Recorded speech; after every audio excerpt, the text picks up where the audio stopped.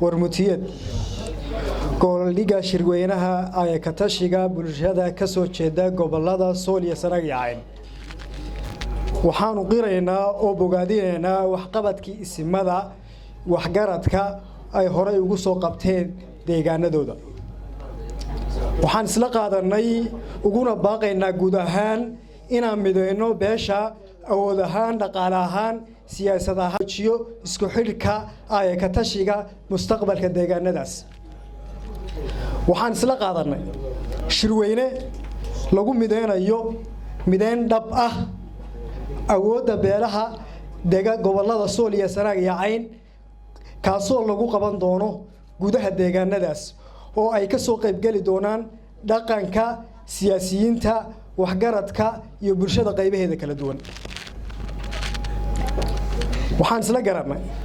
in dhalinyarta ka soo jeeda gobolada Sool iyo Sanaag iyo Cayn ay qaataan mas'uuliyadda hogaamineed ee mustaqbalka deegaanada kuna tusaale qaataan kacdoonada caalamka ka socda ee dhalinyartu hoggaanka u tahay waxaan shirka iskula qaadanay in gudi loo saaro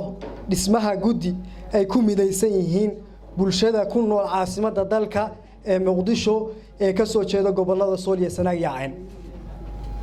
waxaan dawladda dhexe ka codsanaynaa in ay hoos u eegaan deegaanada Sool iyo Sanaag iyo Cayn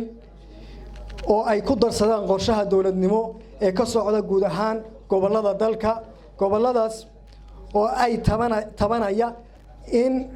siyaasad ahaan horumar ahaan ay dawladda dhexe garatay dawladdu waa in ay si hoos u fiirisaa baahiyaha ka jira gobolada aan kor ku xusnay ugu dambeyn annagoo beelaha ka soo jeeda gobolada Sool iyo Sanaag iyo Cayn waxaanu taageero la garab taaganahay